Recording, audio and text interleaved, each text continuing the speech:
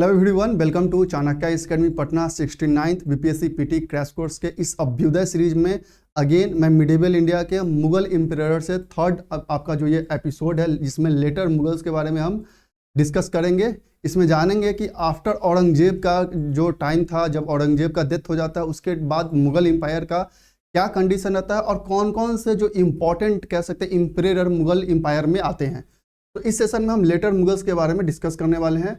तो फर्स्ट जो आपको इम्परर आते हैं Mughal emperor after Aurangzeb death is Bahadur Shah, जो कि 1707 से 1712 तक रूल करते हैं।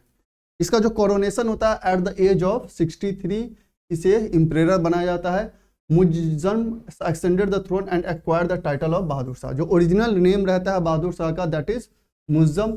एंड सबसे बड़ी दिक्कत ये होती है कि जिस समय औरंगजेब का डेथ होता है उस समय मुगल एम्पायर का जो फाइनेंस है वो काफ़ी अधिक डेटोरिएट कर जाता है। दैट्स वाई बहादुर शाह के लिए सबसे बड़ा चैलेंज जो है स्टेट का फाइनेंस होता है। बट जो ट्रू अथॉरिटी रहती है at the time of Bahadur Shah was under his वजीर जुल्फिकार खान। जो ट्रू रियल में जो अथॉरिटी है जो एम्पायर को रूल कर रहा होता है वो बहादुर शाह का जो कह सकते हैं आपको वजीर रहता है जुल्फिकार खान, वही रूल कर रहा होता है। The independence of Myanmar was recognized during his rule. और इसी दौरान चूंकि मुगल एम्पायर कमजोर पड़ जाता है after the death of Aurangzeb, तो मालवा को भी मारवाड़ जो आपका बेसिकली रीजन है उसको भी इंडिपेंडेंस दे दिया जाता है।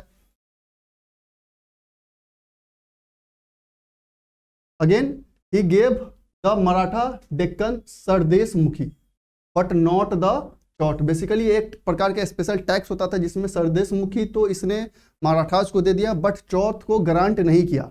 Again in his war against Sikh he was assisted by Jat chief Churaman and Bundela chief Chhatrasal. He did however have to deal with Banda Bahadur. कि सबसे बड़ा चैलेंज अगर बहादुर शाह के लिए था उसके अपने टाइम पीरियड में स्टेट फाइनेंस के बाद, तो सबसे बड़ा जो अटैक का चैलेंज था वो बंदा बहादुर की साइड से था। एंड लास्टली वो बंदा बहादुर के साथ जब उसका वॉर होता है तो उसका मृत्यु हो जाता है। And Mughal historians specially Khafi Khan ये बंदा बहादुर को एक टाइटल देते हैं, that is the title of Bahadur Shah को टाइटल देते हैं शाहे बेखबर। कि बेसिकली उसके एम्पायर में क्या हो रहा है एक्चुअल में उसे पता नहीं रहता और जिसका खामियाजा भुगतना पड़ता है कि जब बंदा बहादुर के साथ उसका वॉर होता है तो उसका डेथ हो जाता है। और जो अल्टीमेट पावर रहता है वो जुल्फिकार खान के हाथ में रहता है जो उसका वजीर होता है। दैट्स वाई खफी खान उसे एक टाइटल देते हैं शाहे बेखबर। आफ्टर दैट जो इंपॉर्टेंट आपके इम्परर है मुगल एम्पायर में आते हैं वो है जहांदर शाह, जो रूल करते हैं 1712 से 1713 का बहुत एक शॉर्ट पीरियड का रूल रहता है। यहाँ पे जहांदर शाह को मुगल एम्परर में सबसे फर्स्ट पपेट इंडियन किंग माना जाता है, Mughal India's first puppet king. क्योंकि यहाँ पे अब जो नोबल्स है स्पेशली जो सैयद ब्रदर्स हैं जिन्हें किंग मेकर्स कहा जाता है वो एक बहुत ही इंपॉर्टेंट रोल प्ले करना स्टार्ट करते हैं।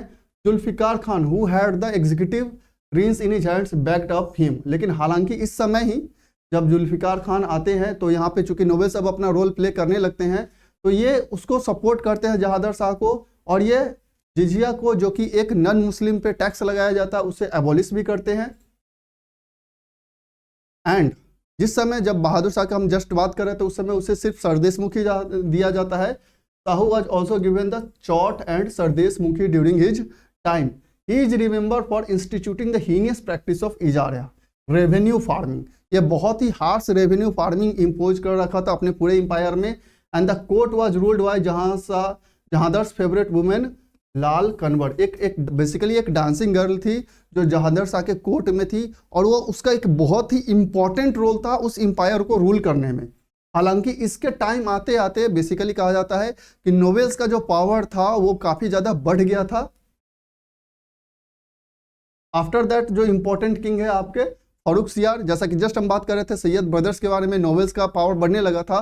तो यहाँ पे ये किंग मेकर्स अब इसी टाइम से जैसे ही जहांदर शाह का पीरियड खत्म होता है फर्रुखसियार का पीरियड स्टार्ट होता है तो ये सैयद ब्रदर्स एम्पायर में बहुत ही इंपॉर्टेंट रोल प्ले करना स्टार्ट करते हैं।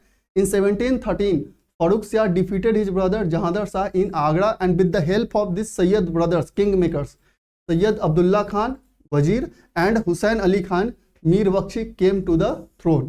And these Sayyid brothers assassinated Zulfikar Khan and ascended to the position of power. और जो जुल्फिकार खान जिसके पास पहले जो वजीर रहता है, सारा पावर रहता है, अब उसे यह असैसिनेट कर देते हैं सैयद ब्रदर्स, और रियल पावर अब इम्परेटर के साथ ये एंजॉय करते हैं। अगेन बेसिकली इम्परेटर यहाँ से पपेट की तरह ही रहते हैं, real powers in Sayyid brothers के पास होता है। Farrukhsiyar granted East India Company several commercial rights and waived custom charges for its trade via Bengal in 1717। Basically फारूखसियार यहाँ बहुत सारे फरमान इशू करता है in the favour of East India company, और उसे बहुत सारे ट्रेड प्रेफरेंस भी प्रोवाइड करते हैं। Again jizya was abolished all together by Sayyid brothers and number of pilgrimage taxes also abolish. अब यहाँ पे लेकिन फारूखसियार और सैयद ब्रदर्स के बीच में अब कन्फ्लिक्ट होना स्टार्ट होता है, क्योंकि जो सैयद ब्रदर्स है अब वो ओवरवेलमिंग पावर इंपोज करना स्टार्ट करते हैं, सारा पावर वो खुद के हैंड में रखना स्टार्ट करते हैं। Then imperial plan against the assassination of these brothers 3 times, but ये तीनों टाइम फेल हो जाते हैं। And lastly the Sayyid brothers with the help of Balaji Vishwanath the Maratha emperor व सैयद ब्रदर्स को in 1719 and with the support of Maratha forces assassinated Farrukhsiyar. अब यहाँ पे क्या करता है कि फारूखसियार और सैयद ब्रदर्स में जब कन्फ्लिक्ट इमर्ज होना स्टार्ट होता है तो फारूखसियार 3 बार ऐसा प्लान करता है कि किसी तरीके से इस सैयद ब्रदर्स को खत्म करना है, लेकिन फाइनली सैयद ब्रदर्स ही बालाजी विश्वनाथ के साथ अलायंस फॉर्म करता है और मराठा फोर्सेस के हेल्प से फारूखसियार को असैसिनेट कर देता है। आफ्टर दैट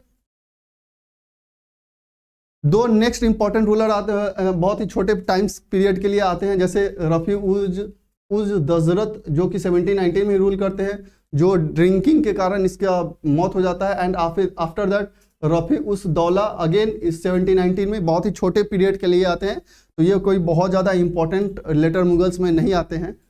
देन आपका जो इंपॉर्टेंट रूलर है यहाँ पे आता है मोहम्मद शाह रंगीला।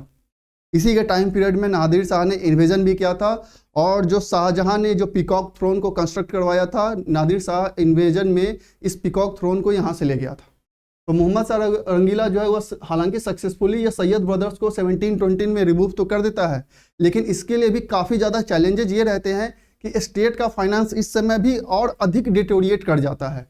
During his reign however autonomous nation emerge like Nizamul Mulk ruled the Deccan, Saadat Khan ruled Awadh and Murshid Quli Khan Bihar, Bengal, Orissa को रूल करता है। मतलब जो बेसिकली कह सकते हैं कि ऑटोनोमस नेशंस है वो इमर्ज होना इसके टाइम पीरियड में स्टार्ट हो जाता है, सब अलग अलग खुद को इंडिपेंडेंट घोषित करना स्टार्ट कर देता है।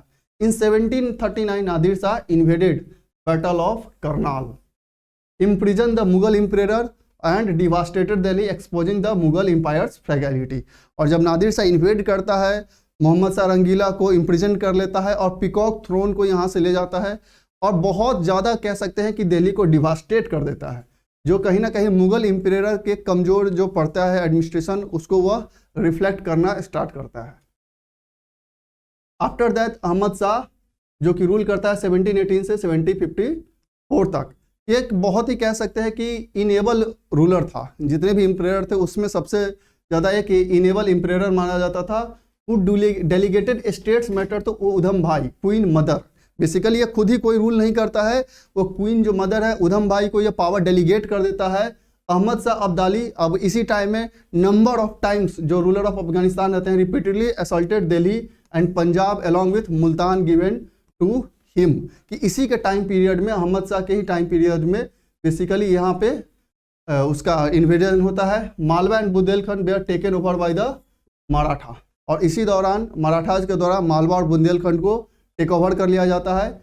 Imadul Mulk his wazir blinded him and imprison him in Salimgarh, और इसका जो वजीर रहता है इमादुल मुल्क, वह उसे ब्लाइंडेड करके और उसे इम्प्रिजनमेंट में, सालिमगढ़ में इम्प्रिजनमेंट में डाल दिया जाता है, जेल में उसको डाल देता है। After that Alamgir two in 1715 under his rule battle of Plassey होता है, was fought Alamgir two was murdered, और इस दौरान बैटल ऑफ प्लासी में जो आलमगीर टू है जो रूल करता है 1754 से 59 के बीच में, उसका डेथ हो जाता है in the battle of Plassey. After that जो इंपॉर्टेंट किंग है आपके लेटर मुगल्स में वो शाह आलम टू है, जिसके टाइम पीरियड के दौरान आपका 3rd battle of Panipat and battle of Buxar होता है। और जब यह बैटल ऑफ बक्सर खत्म होता है तो अब यहाँ पे आपको ट्रीटी ऑफ इलाहाबाद साइन किया जाता है with Shah Alam two. He was brought under the protection of East India Company and stay in Allahabad in 1765. He also issued a farman during awarding company the Diwani right of Bihar, Bengal, Odisha in perpetuity. अब basically क्या होता है कि जैसे ही आपका battle of Buxar treaty of Allahabad sign होता है तो शाह आलम II के साथ ये ट्रीटी साइन होता है और उस दौरान यह कंपनी को बेसिकली बिहार, बंगाल और उसी का उड़ीसा का दीवानी राइट्स प्रोवाइड कर देता है. And next one is Akbar Shah II, और यही अकबर शाह II ने राजा राम मोहन राय को राजा की उपाधि दी थी. ये आपको याद रखना है, बीपीएससी यह क्वेश्चन ऑलरेडी पूछ चुका है आपके प्रीवियस ईयर के क्वेश्चन में.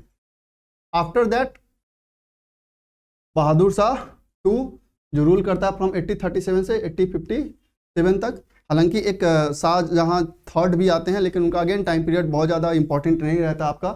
तो नेक्स्ट इंपॉर्टेंट आपके किंग लेटर मुगल्स में Bahadur Shah II, also known as Bahadur Shah Zafar, और his surname was Zafar, was final Mughal imperator. और 1857 का जो रिवोल्ट होता है उस दौरान इन्हें डिक्लेयर किया जाता है मुगल इम्परेटर ऑफ इंडिया के रूप में डिक्लेयर कर दिया जाता है. और साथ ही साथ लेकिन इसी दौरान 1862 में जब उन्हें इंग्लिश जो है कंपनी जब उन्हें रंगून सेंड कर देती है तो 1862 में बहादुर शाह जफर का डेथ हो जाता है.